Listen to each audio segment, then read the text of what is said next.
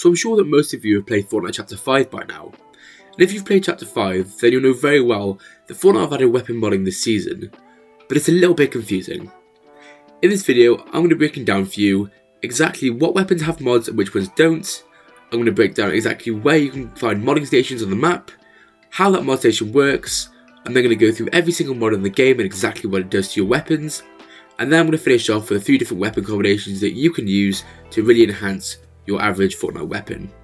With that being said, guys, make sure that you subscribe and hit the like button if you enjoy the video, and let's get right to it. Let's start off with explaining how weapon rarity works in Fortnite and how that affects the modding system. Let's go.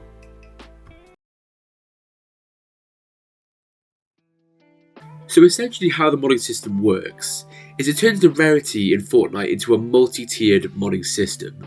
It's not actually as complicated as it first seems, because I know that when you drop into Fortnite Chapter 5 originally, it seems like every weapon has every mod under the sun. Let me explain how it actually works. So essentially, each different rarity is a different number of mods on each weapon. So let me just go through them individually. Common means that you'll have your common or garden weapon with no mods whatsoever. Uncommon means that each weapon will equip one sort of mod. Generally, those mods are specialized to which weapon you'll equip them with. Like, you won't have, like, for example, just a sniper scope on an AR. It will generally be something like a muzzle brake or maybe a foregrip or something like that. It won't be anything too ridiculous. Rare then is 2 mods, and the same thing goes for rare as uncommon, as in they are pretty specific to each weapon. Epic is 3 mods, still generally the same. We have a couple more exciting mods, such as laser sights on shotguns, and you'll have sort of like scopes on shotguns as well, and you'll have more advanced scopes on ARs, and then you also have more interesting snipers. For example, some of them will be iron sights, but they'll aim in really quickly, stuff like that. Legendary loot is 4 mods, and that's when you get your fully modded, fully specialized weapons that are generally suited to a specific scenario, and they're all generally very good at that specific scenario. So, that's how weapon rarity works, and with floor loot and how that applies to mods. But what if you want to change the mod yourself? Well, that's where bosses and vaults come in. Let me go through that quickly before I then get to the mod stations and how they work themselves. So Epic's been talking about mod stations for a while now. But where are those mod stations? Because they're certainly not just found in the open world in random locations. Well, that's where bosses come in. So you know, in almost every season that's included bosses, they've also included a vault that you get access to whenever you kill those bosses. Well, it's exactly the same here, but the vaults in this game include 3 chests and a modding station, which also comes with 4 different weapons that are surrounding that modding station to give you access to every single type of weapon that you can use to mod your guns. How you find those bosses, specifically the one you want, is you look at the different medallions on the map, because each one corresponds to a different boss.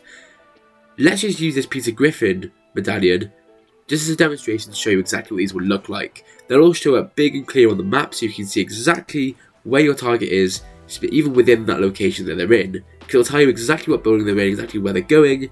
They're basically really easy to spot. What you want to do is you want to go in, kill the boss, kill all the minions, and then find the vaults. That's where the mod station comes in. You'll walk into the vault, and then you'll see, usually on your left, the mod station. And that's where the next stage of modding comes in, the modding itself. Let me explain how every single attachment works in Fortnite Chapter 5, Season 1.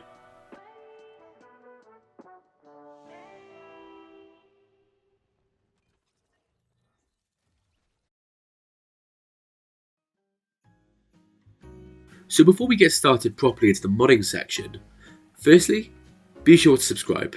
I've got loads of Fortnite related videos coming out over the next few days, including another one today. So be sure to click the notification bell if you're interested in seeing future videos just like this one. So, the second thing I want to emphasise is not all guns in Fortnite can equip all mods. For example, shotguns can't equip sniper scopes. I know, shocker. You're also going to have situations where snipers can't equip laser sights. Not entirely sure why they've made that decision, because it would be amazing for no scopes, but that's probably exactly why they've made that decision. Anyway, So the mods themselves. Let's start off with sights. So sight number 1, you've got your classic red dot sight. The red dot sight comes in at 1.15 times zoom, and it's a really good all-round sight, and it will give you good coverage for any weapon you decide to apply it to. Number 2 is a Holo 13 optic sight. That comes in at a 1.3 times zoom, and it's far better suited to medium range guns or SMGs. So while you can equip this one to your shotguns, I wouldn't necessarily recommend it because you may realise that you're zooming in slightly further than you'd want to, because generally shotguns will work in a very close range situation, which isn't entirely what this sight is designed for. Next up, you've got the PSX optic, which is a 2 times zoom sight, and it's perfect for medium to long range guns. And by that, I don't mean your SMGs, I mean your ARs, I mean your snipers, things like that. You've also got the sniper scope, which is a 4 times zoom, and that's absolutely best for snipers and best kept there. Although if you really do fancy using your AR as something that's got sniper sort of range, and it's a slow firing AR, not the faster firing one because the kickback and recoil on that is insane and it won't be good with this sight, you can equip it to those as well. Next up, we have magazines. Magazine number 1 is the drum mag. That increases magazine capacity on your guns. It's totally dependent on how much it increases it to the gun that you equip it to. For example, if you equip the drum mag on a sniper, it will generally increase the capacity of that sniper from 3 to 5. This is a great mag to run on something like an SMG or a fast firing AR, something you're planning on spraying your enemy with. Not something like a sniper, generally I would say, unless you miss a lot. In which case actually, the next mag can come in even more handy. And that's the speed mag, which comes with increased reload speed and is fantastic to use on, I would say, your snipers. It also works very well on your pistols, but to be fair, the drum mag also does as well. It completely depends on personal taste, and that's really generally the way that magazines work. It completely depends on personal taste. If you're more pressed about being able to shoot for longer without worrying about reloading, then I'd go for the drum mag. However, if you're planning on getting in there, killing someone efficiently and quickly and then getting out, the speed mag is your best friend, because generally it doesn't increase the weight of your weapon, which means that you're not going to be increasing your ADS time. Anyway, moving on, we've now got the underbarrel attachments. Number 1, the angled foregrip, which leads to an reduced ADS time. The angled foregrip is incredibly useful in a sniper, I would say personally.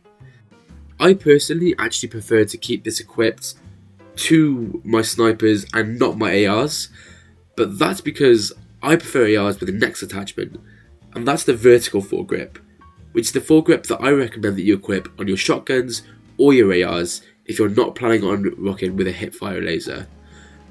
What the vertical foregrip does is it reduces ADS spread and recoil, which essentially means that it's perfect for shotguns because it makes them far more accurate. It's perfect for SMGs because it makes them have less kickback and recoil, and it's perfect for your faster firing ARs because it generally makes them far more accurate and far less likely to kick back straight out of your hand so you can barely see what you're shooting at. Next up, you have the hipfire laser, which I would say is perfect for pistols and also your shotguns, simply because it adds far more accuracy when you're firing from the hip, which is something you're not going to be doing often if you're rocking with an SMG or an AR or a sniper. Not that you can equip the snipers anyway, but if you could, you wouldn't want to anyway. Right, that's all the underbarrel attachments covered. We've got one more category to go with, and that's the barrel attachments. Stuff that goes on your muzzle of your gun. Number 1, the muzzle brake, and in my opinion, the best of the 2 barrel attachments. It decreases recoil on your gun, which is absolutely perfect for anything you choose to apply it to, unless you're bothered about making noise. That's where the suppressor comes in, which is the second of the barrel attachments, which gives you reduced muzzle flash and less audible firing. It's perfect for snipers, and it's also perfect for ARs if you're planning on playing more stealthy, because players will really struggle to hear exactly where the bullets are coming from. So it's perfect if you're really trying to be quiet, or if you're trying a third party, just in case that both parties then turn straight towards you. Not that I recommend third partying.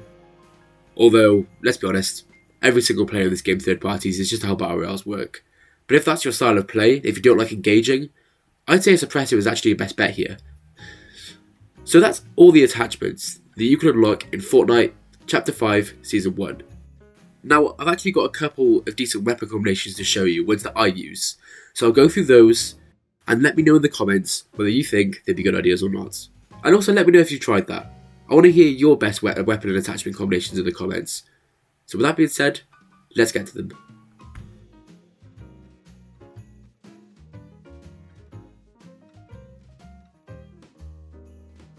So, obviously, the main reason behind weapon modding being added to the game is Fortnite essentially wants to give you the option to run different combinations for different situations. It also allows you to completely change up exactly what role you want a weapon to play. That's actually where my first weapon combination comes in. So for context, I quite like to run a sniper rifle in my AR slots, and that's where this exact weapon combination comes in. So, I like to remove the sight from my sniper, so I won't have a sight at all in my sight slot. For magazines, I'll always go for a speed mag on my sniper, because I value being able to reload quickly, far more than I do the drum mag, because it does increase your ADS time, and that's not what you want in a sniper. Under barrel attachments, I'll then go for an angled foregrip, for a reduced ADS time, and then barrel attachments, I go for a muzzle brake, because it's in my AR slots, so I'm not hugely bothered about it making loads of noise, because generally in AR I'll be making that noise anyway. Number 2 is my shotgun. Sometimes when I'm playing Fortnite, I quite like to sneak around major POIs and try to take as many people out without anyone noticing as I can, and that's where this shotgun comes in. So sights-wise, this shotgun will be equipped with the red dot sights. It will then have a magazine that allows me to reload as quickly as I can and get out of there, so it'll have the speed mag. It will then have a hipfire laser attached, followed by a suppressor. What this shotgun allows me to do is it allows me to be really quiet and really quick as well, to get in and get out, no matter whether I'm firing down the sights or if I'm choosing to fire from the hip. It's perfect for almost any situation, and even better, because it's a pump shotgun, it does an absolute ton of damage. So, what do you think of those two combinations? Let me know in the comments below, and with that being said guys, I'll catch you all very soon for my next video. Remember to subscribe if you enjoyed this video and want to see more from the channel in the future, and I'll see you all very soon. Hope you enjoyed, and see you later.